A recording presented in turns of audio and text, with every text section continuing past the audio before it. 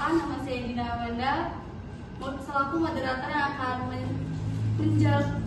mengatur jalannya presentasi kita pada pagi hari ini. Baik, sebelumnya judul makalah kami berjudul Bangsa dan Negara. Untuk mempersingkat waktu, saya akan mulai presentasi dari saya.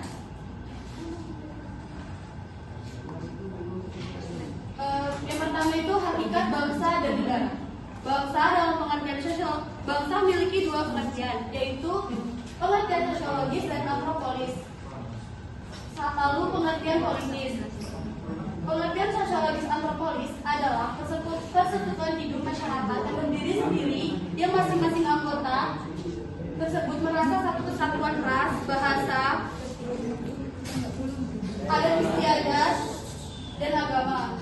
Nah, jadi mereka ini terbentuknya negara itu karena mereka merasa memiliki satu kesatuan yang sama agama, rasnya, suku, bangsa, dan adat istiadat. Selanjutnya, bangsa dalam pengertian politis adalah suatu masyarakat dalam suatu daerah yang sama dan mereka tunduk pada kedaulatan negaranya sebagai suatu kekuasaan tertinggi. Nah, jadi di pengertian politis ini mereka ini negaranya terbentuk karena adanya yang paling tinggi, kekuasaannya paling tertinggi. Baik, selanjutnya negara yang akan dijelaskan oleh Tegar.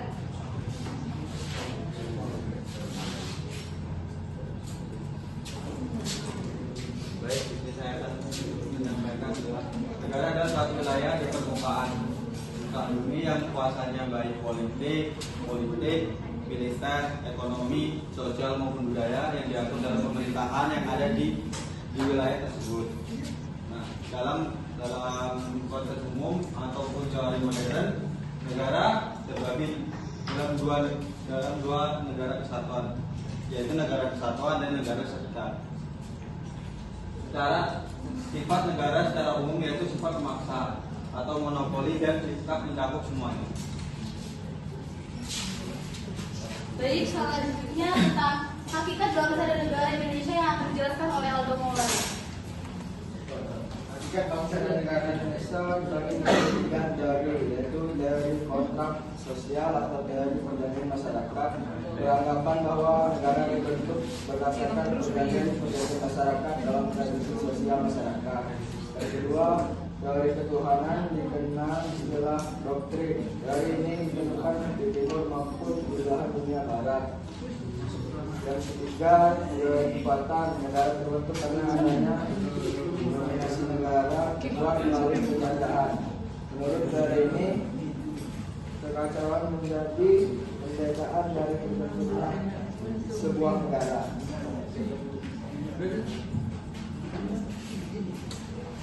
Baik, faktor-faktor penting terbentuknya negara Indonesia akan dijelaskan oleh Lia. Yang pertama, adanya persamaan nasib. Maksudnya adalah bangsa Indonesia berada di bawah penjajahan dan penderitaan yang sama yang dilakukan oleh bangsa asing. Yang kedua, adanya keinginan bersama untuk merdeka, adalah bersama-sama melawan penjajah agar dapat melepaskan diri dari belenggu penjajah asing. Yang ketiga, adanya kesatuan tempat tinggal, yaitu wilayah Indonesia yang berada di negara Indonesia yang terbentang dari Sabang sampai Merauke. Yang keempat, adanya cita-cita bersama untuk mencapai kemakmuran dan keadilan sebagai suatu bangsa. Memiliki cita-cita bersama dalam mencapai kemakmuran serta keadilan bagi seluruh rakyat masyarakat di dalamnya sebagai sebuah bangsa. Terima kasih. Baik, selanjutnya tentang negara Indonesia terbentuk melalui proses perjuangan akan dijelaskan oleh Nika Fulian. Negara Indonesia ini terbentuk melalui proses perjuangan, yaitu perjuangan melawan penjajah sehingga berhasil memproklamasikan kemerdekaan Indonesia. Usaha mendirikan negara melalui proses perjuangan sangatlah membanggakan diri seluruh rakyat Indonesia. Hal ini berbeda bila bangsa Indonesia mendapatkan kemerdekaan karena diberi oleh bangsa lain. Rasa bangganya itu beda daripada kita dikasih dari bangsa lain. Kalau kita usaha sendiri kan rasanya lebih Aduh.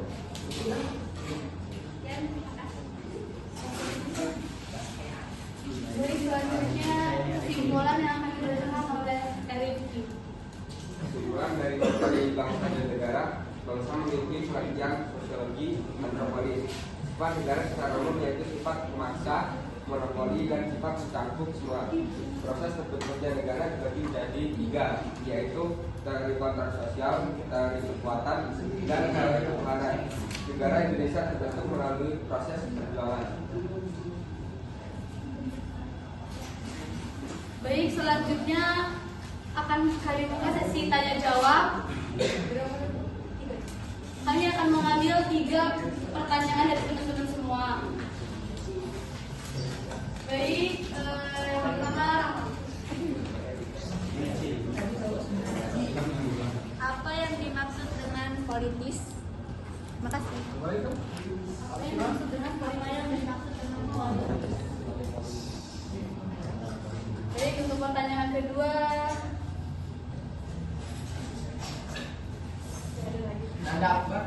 Ini dulu.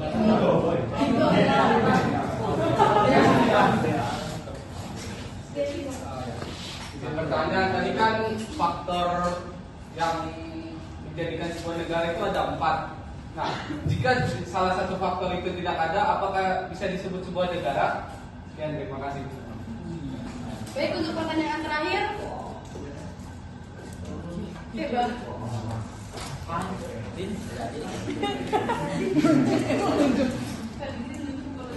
Apa yang dimaksud dengan model ortodoks dan model mutakhir?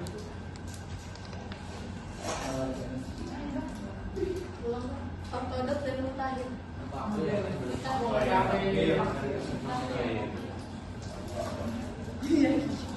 Baik, kami akan mencari jawaban dari pertanyaan 3.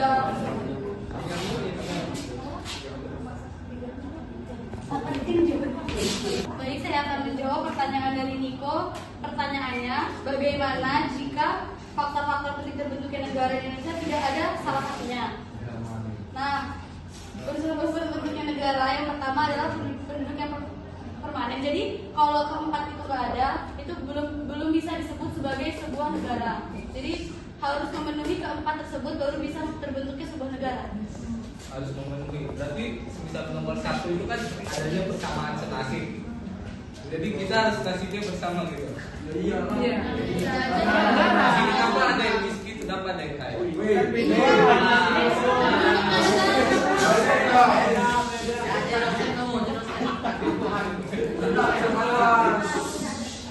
Coba kita dengarin dulu gimana? Kenapa kan ada yang bersama nasib? Jadi seandainya negara tersebut masyarakatnya harus nasibnya sama dong kan? Iya. Jadi gini, saya tambahkan ya. Makasih. Maksud dari persamaan nasib ini gini. Jadi kan kita kan rakyat Indonesia sebelum sudah dijajah selama berapa tahun? Oleh Jepang berapa tahun? Oleh Jepang berapa tahun? Penjajahnya? Oleh Belanda? Jadi yang benar yang mana? Coba buka Pak. Jepang berapa tahun menjajah Indonesia? Presentasi kami pada pagi hari ini. Mohon maaf bila banyak kesalahan. Saya akhiri. Wassalamualaikum warahmatullahi wabarakatuh.